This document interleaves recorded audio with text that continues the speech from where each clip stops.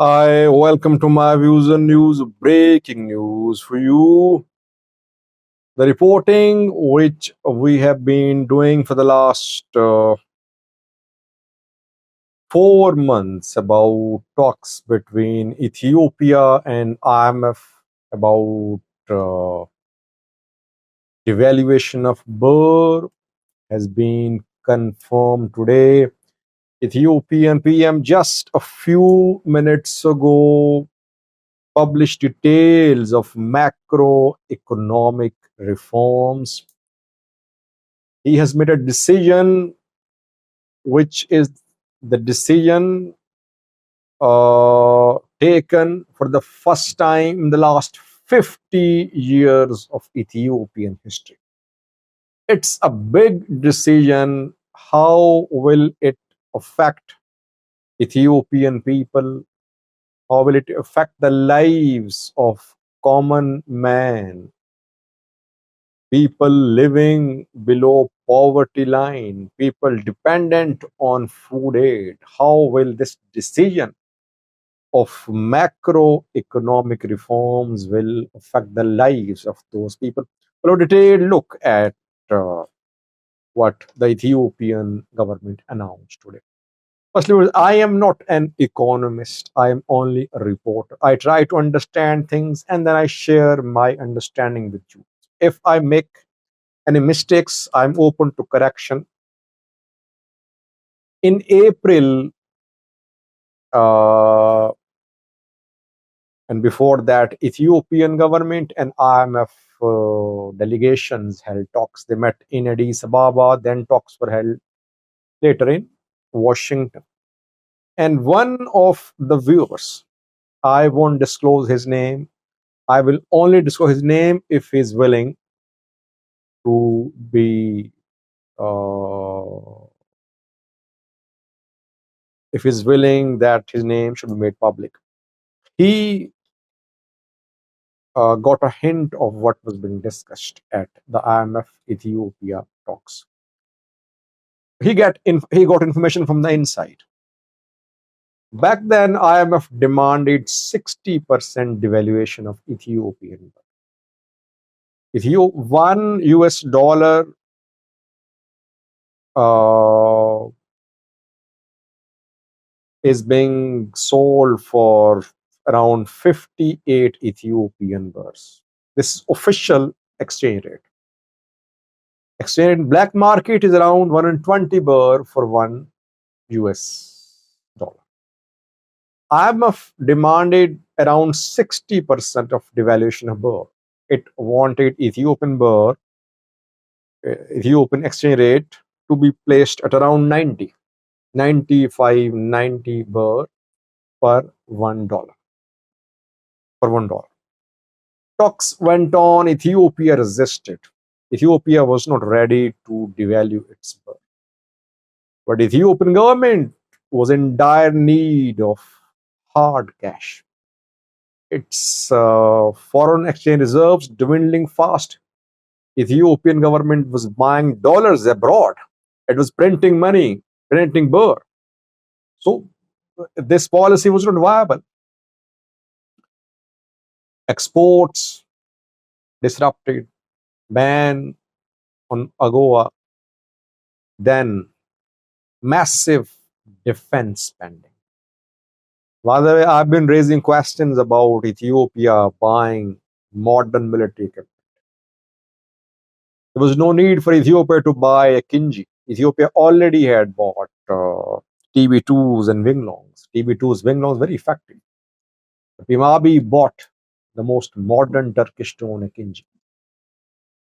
Then recruitments, new military operations. So internal expenses, local expenditure uh, rose to a significant level. Exports disrupted. No significant increase in support from diaspora. Businesses faced shortage of dollars. They started closing. Ethiopia tried to get relief from friendly countries. but they only agreed to reschedule Ethiopian loan payment. By the way, there are no friends in international affairs. Ethiopia could have been rescued by the UAE, by Saudi Arabia, by other countries, had they just deposited 3-4 billion US dollars in Ethiopian accounts for a few months. Did not agree to that. Ethiopia was forced to go to the IMF and World Bank. IMF always demands currency devaluation. Why? Because IMF, by the way, we criticize IMF a lot whenever IMF issues bailout packages for countries. People criticize RF. They say they criticize IMF. They say IMF people are enemies of people. They will suck the blood of innocent people. But you cannot blame IMF. IMF loans have very little interest. No other institutions give loans on such low interest rates. That is why governments go to IMF, because loan has very little interest rate. But if a loan with what little interest rate is being given to you, the lender will ensure that you have the capability to return the loan. That is why they chalk out an entire plan about recovery of their money. They demand changes. They demand liberalization of economy. They want liberalization of foreign exchange rate determination.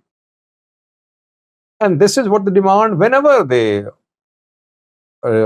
approve a bailout package. You saw in the case of Egypt, in the case of Pakistan, that the countries had to devalue their currencies before getting a bailout package from IMF. Same happened here. Ethiopia tried to resist. It looked towards other countries for support. No support came. And then we told you that on Monday, after a few hours, the executive board of IMF is due to meet, and IMF Ethiopian government going to meet. Staff level agreement signed or about to be signed. It's going to be announced. Before that, Ethiopia has announced today its macroeconomic reforms. Three or four main points of the reform, but the main point which we will discuss about is the determination of foreign exchange rate. The foreign exchange rate is being controlled in Ethiopia by the government for decades. Government determines Birr to dollar, Birr to pound, etc. exchange rates. Now, this exchange rate will be determined by market, not by the government. And in the market, we know that in black market, Birr's value is $1 equal to around 120 Birrs. It might be a little inflated. You can say 100 Birr per $1. It means market will now raise the official Birr dollar exchange rate, which is now 58 point something. It will rise to, I don't know the exact number, but I think there'll be 20% rise at the start. There could be more rise later. It means that those people who have birds, who have millions of birds, just overnight, the value of their money will decrease. By the way, in April, I recommended, again, I'm not an economist. I don't have any education about economy, etc. I studied economics 20 years ago, a little. I, I proposed that people should buy properties. They should invest in real estate, other sectors. They should not store Birrs. They should not have millions of birrs in their bank accounts. I propose that in April, you can watch those videos. It seems government now has decided to Birr because it is now letting the Birr exchange rate adjust according to market. This is first major point of the macroeconomic reforms which the government is implementing. Secondly, interest rate based monetary policy is being introduced. Thirdly, government wants to enhance its revenue. How will it enhance its revenue? These reforms will pave the way for an IMF bailout package, 10 billion US dollar from IMF, from World Bank. Much of it is going to be in the form of hard cash reportedly. It will arrive in Ethiopia, and the Ethiopian government will use this money. We should mention here Tigray War. Tigray War broke the backbone of Ethiopian economy. Ethiopia was back then was looking to be a partner in Berbera. That commitment could not be honored. Massive military spending, massive spending on military mobilization, and now spending on reconstruction, reintegration, disarmament, mobilization in Amhara region. All that mobilization military, all that have led to a crisis for the Abiy's government. He could not handle this crisis. He went to IMF. IMF wants birr devaluation. He's agreed. What will be the impact of this decision on the lives of people? Obviously, prices will rise. You will see food inflation rise.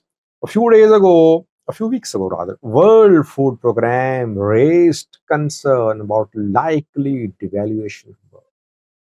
WFP is providing food aid to Ethiopians. It knows the on the ground situation. It said that the devaluation of birr could lead to escalation in food prices. It could make lives difficult for the people, the common man in Ethiopia. Government today said that it would take care of vulnerable sections of society, poor people, government workers. Government will take care of them. But you know how such governments in developing countries take care of their people. It's a very difficult decision. Interestingly, Ethiopian state media is celebrating, showing it as if the government has made an achievement. It's not an achievement. Making such big decisions is very difficult. But who will be the affected people?